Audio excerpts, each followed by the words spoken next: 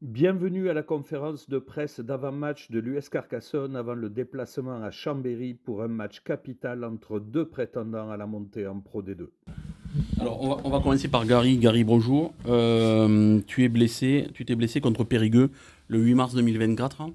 Je suppose qu'on trouve le temps long jusqu'à la reprise. Yeah, it was a big injury.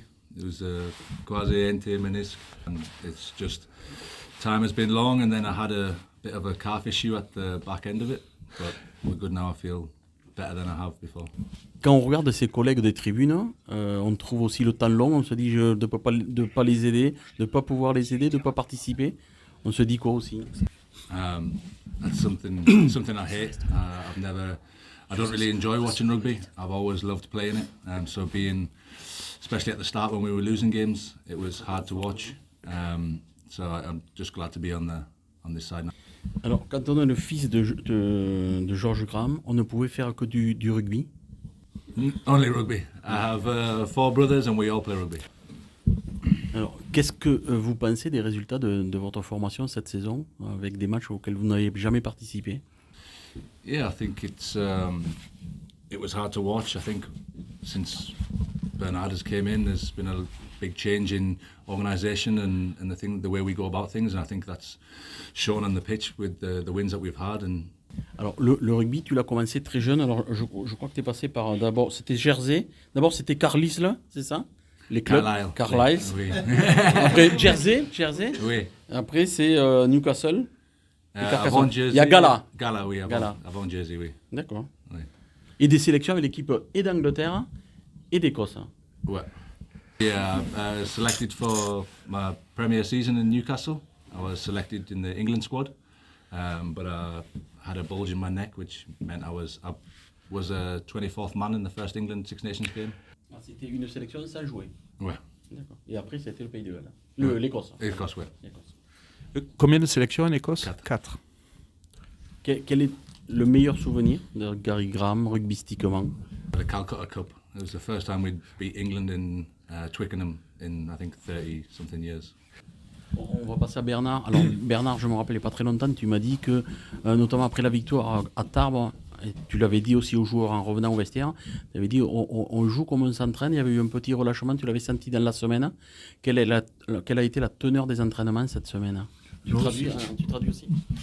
Ouais, on est encore une équipe en construction qui est en rodage, qui est en train de chercher son meilleur rugby et je commence à avoir des joueurs vraiment qui deviennent exigeants donc envers eux-mêmes, envers notre projet de jeu et ça c'est très professionnel. Donc et il est évident que quand tu reprends le match à Tarbes et que tu vois toutes les opportunités que tu as eues, voilà, qu'il te faut tuer les matchs, savoir tuer les matchs, mais surtout être très propre dans notre finition. Donc c'est ce qui nous manque pour le moment et on le sait face à des équipes du haut de tableau comme Chambéry, il n'y aura pas beaucoup d'opportunités par rapport à l'organisation qu'elle a cette équipe et qu'il faudra être précis et chirurgical, notamment dans les zones de marque, quoi. Donc et c'est là-dessus qu'on a énormément travaillé avec bien évidemment notre cardio parce que c'est dommageable, on n'a pas l'enchaînement des matchs, on n'a pas le rythme de la compétition et on est obligé d'aller chercher ce rythme-là à travers nos entraînements à haute intensité et voilà voilà, on demande beaucoup de travail et d'efforts aux joueurs pour aller chercher ce rythme de match et de compétition et ils rechignent pas et ça me plaît et puis ils se régalent là-dedans. Je vois un groupe qui prend énormément de plaisir dans les entraînements. Bon, on ne travaille pas pour travailler, on travaille pour s'améliorer et être l'équipe la plus performante. Donc, et ça c'est important avec un très bon état d'esprit. Alors visiblement, tu récupères pratiquement la totalité de ton effectif. Il y a Gary Graham qui réintègre l'effectif. Quand on est coach ou manager, c'est une solution qu'on apprécie davantage qu'avoir pas trop le choix pour faire des compositions d'équipe. Il vaut mieux avoir le choix du roi, c'est-à-dire pouvoir composer l'équipe que l'on veut, ou est-ce que c'est problématique pour faire justement des choix et faire des mécontents? Comme je disais aux joueurs, c'est à la fois un désavantage, voilà, parce qu'en 2 mois, on aura fait 4 matchs et on va faire le 5e début février à Chambéry. Donc c'est dur de trouver de la rotation, c'est dur de trouver de l'enchaînement pour certains joueurs, même si chaque fois on garde une grosse ossature. Mais voilà, comme je vous dis, on travaille fort pour aller chercher ce rythme-là. Et ensuite, en 4 matchs, on a utilisé 80% de l'effectif. Donc les rotations ont eu lieu. Et il y aura encore des rotations à Chambéry. Donc c'est pour ça. Donc je veux tenir mon engagement. Mon engagement a été qu'avant fin février, je veux voir tout le monde. Et ensuite, ce sera les meilleurs qui joueront. Donc voilà, je veux tenir mon engagement là-dessus.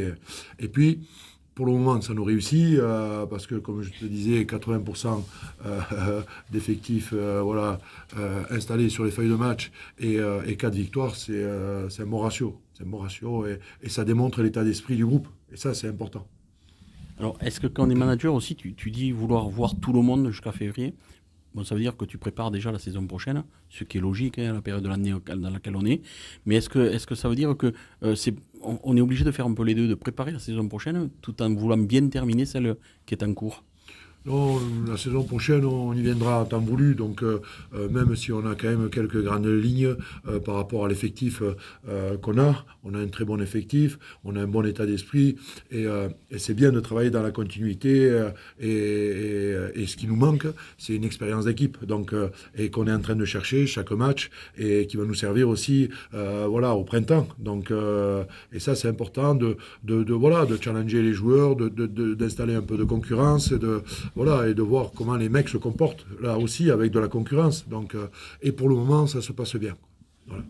Est-ce qu'avec 80% de l'effectif utilisé, une équipe type commence à se dessiner pour Bernard Gouta? Ça se dessine. Il y a encore quelques incertitudes à certains postes, mais c'est en train de se dessiner, notamment pour le dernier sprint. Voilà, parce qu'on va attaquer maintenant les derniers sprints. Donc, et ça va être important. D'avoir pu évaluer tout le monde et donner du temps de jeu à tout le monde, c'est important. Et ensuite, ça sera les meilleurs qui joueront et qui enchaîneront. Alors justement, Bernard, par rapport à l'effectif que tu as, tu es en train de regarder un petit peu tous les joueurs, de voir alors tous les joueurs. Est-ce que tu es davantage concerné par une équipe type, dessiner ton équipe type, ou est-ce que tu es un manager qui aime bien faire tourner régulièrement? Bon, jusqu'à présent, c'était en début de saison, tu es obligé de donner du temps de jeu à tout le monde. Je n'ai jamais vu une entreprise, et les grandes entreprises, dire à son ouvrier, cette semaine, tu viendras pas travailler. Donc, c'est pareil. C'est leur boulot, et leur boulot, c'est de s'entraîner et de jouer aussi. Et si tu leur prives de jouer, c'est pas logique. On n'est pas dans la logique voilà, exactement. Donc, et ensuite, si on veut garder un groupe sain, si on veut installer de la concurrence, garder les mecs dedans tout le temps, tu es obligé de leur donner aussi du temps de jeu, et ils s'entraînent pour ça, pour avoir du temps de jeu. Et pour en revenir à Gary, il a été patient, et ça a été dur pour lui de voir les copains s'entraîner, de voir les copains jouer, de voir les copains en difficulté, de voir les copains gagner. Et il a travaillé fort justement pour revenir à son meilleur niveau. Et là, je pense qu'il est revenu à son meilleur niveau pour le voir évoluer aux entraînements. Il nous a fait une très bonne semaine d'entraînement, et puis je pense que c'est le bon moment pour qu'il commence un match. Gary, tu as joué en Écosse, tu as joué en Angleterre, maintenant tu joues en France. Est-ce qu'il y a des différences entre le rugby en Écosse, le rugby en France et le rugby en Angleterre, ou c'est le même? C'est vrai que les grandes lignes sont un peu les mêmes, mais je veux dire, est-ce qu'il y a des différences? The difference, I think, in France is a lot more opening play. There's a lot more offloads. There's a lot more, what we call it in England, Scotland, jouer. Et en Angleterre, alors, et au Pays de Galles, il y a une différence entre en Écosse et en Angleterre? They're very much the same. It's a very strict regime. You know exactly what you're doing for 2 or 3 phases, sometimes more. So you limit yourself into what you can do. It's just do what you're told and do it well. Bon, pour Bernard, est-ce qu'un mauvais résultat à Chambéry pourrait être un coup d'arrêt pour la remontada de l'USC?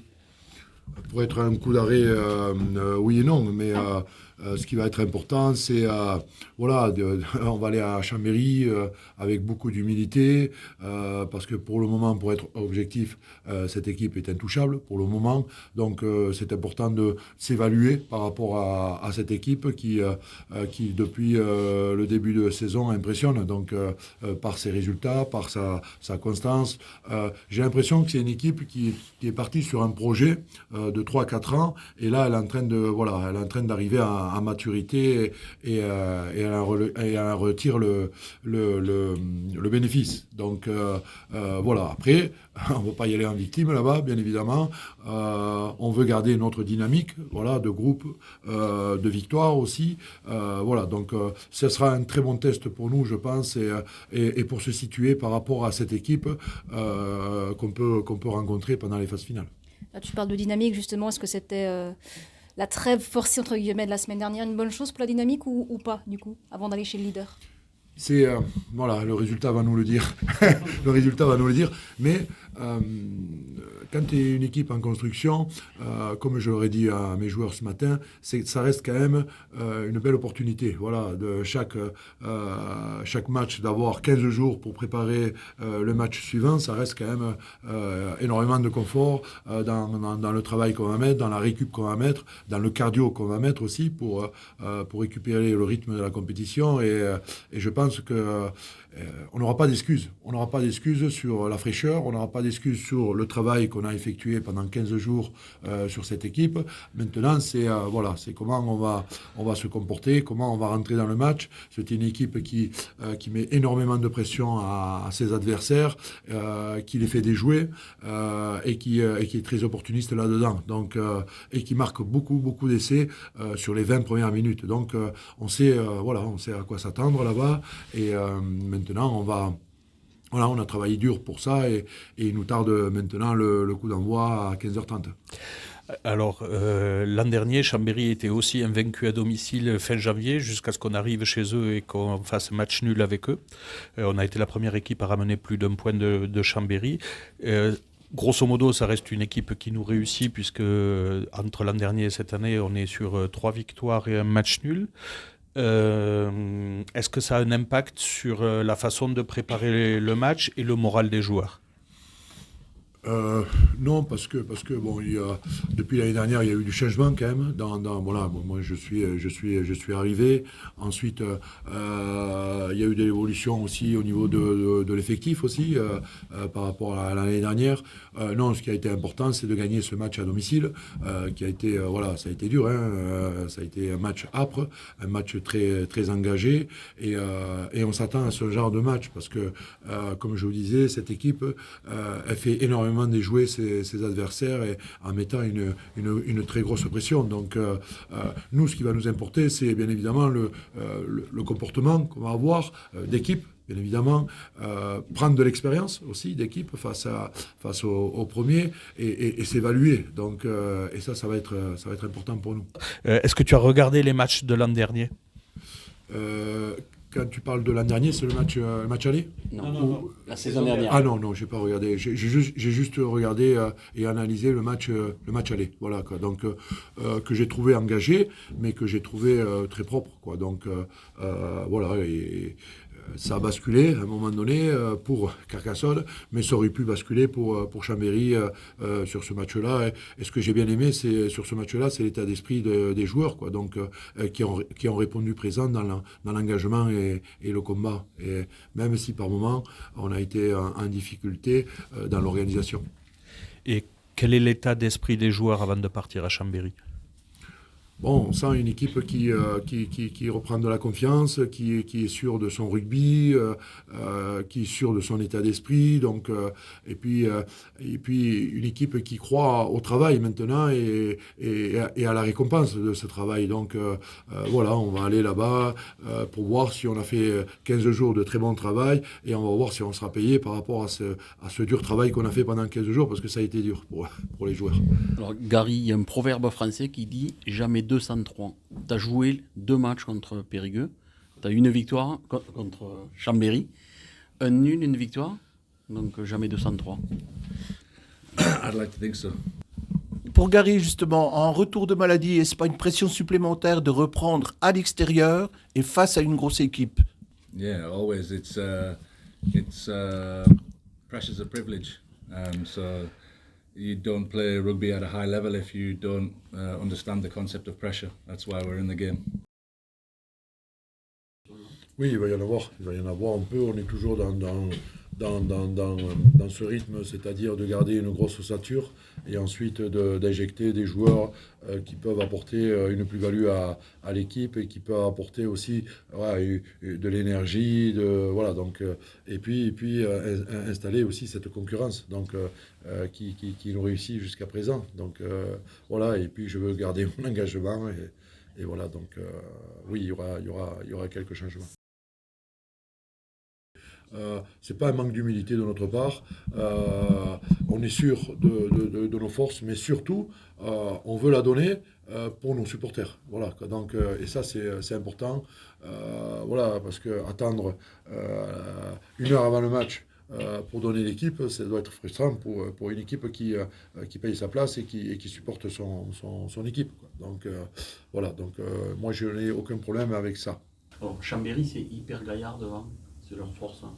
C'est vrai qu'ils ressemblent un petit peu à Carcassonne, au club de Carcassonne qui a souvent une grosse force devant. Est-ce qu'on s'adapte davantage à l'adversaire ou on essaie d'imprégner sur le jeu quand même, face aux équipes? Quelle est l'habitude de Bernard Gouta? On préfère s'adapter ou on se sert un peu des deux? Il y a une force et l'adaptation d'adversaire. C'est pas une adaptation, c'est une équipe qui te propose un niveau d'engagement élevé, il faut être supérieur à eux. Ensuite, une équipe, elle te propose une organisation, il faut que tu sois mieux organisé qu'eux. Ensuite, une équipe te met énormément de pression et une équipe qui détruit très bien le jeu adverse et qui fait déjouer les équipes adverses, c'est comment tu vas répondre à ça. Bien évidemment que tu les réponds par rapport à l'équipe que tu as mis en place, au travail que tu as mis en place. Et voilà, après, c'est une équipe qui est très très bien organisée, mais on a les clés aussi pour pouvoir aussi dérégler cette équipe. Donc ça va être une équipe carcassonnaise qui va essayer de faire déjouer Chambéry, qui est maître dans cette stratégie. Dans ce stratège. Donc au niveau de la pression, hein, bien évidemment. Donc ça sera d'inverser cette pression qu'ils vont essayer de nous exercer en permanence, notamment quand on sera dans notre camp. Voilà, donc essayer de nous faire déjouer. Et puis il y aura plusieurs rendez-vous avec cette équipe. Il y aura la guerre du territoire. La guerre, quand je dis territoire, c'est du jeu au pied et qui veulent énormément te laisser dans ton camp. La guerre du jeu au sol aussi. Donc là aussi, c'est une équipe qui arrive à récupérer 6-7 ballons sur chaque match dans ce secteur-là. Et la conquête, bien évidemment, la conquête. Et comme je vous dis, c'est une équipe qui est très, très bien organisée et qui a un contre, comme nous, hein, qui a un contre vraiment très, très efficace. Quel souvenir as-tu du déplacement à Chambéry l'an dernier et qu'attends-tu pour ta première titularisation cette saison? Last season, it wasn't a great game for me. I remember the 5 bumped me off twice, so that doesn't happen twice. Si, c'était lui dans le match qui l'avait descendu 2 fois. I'm not sure if it was on TV, but I remember it. Merci messieurs. Avec plaisir. Allez.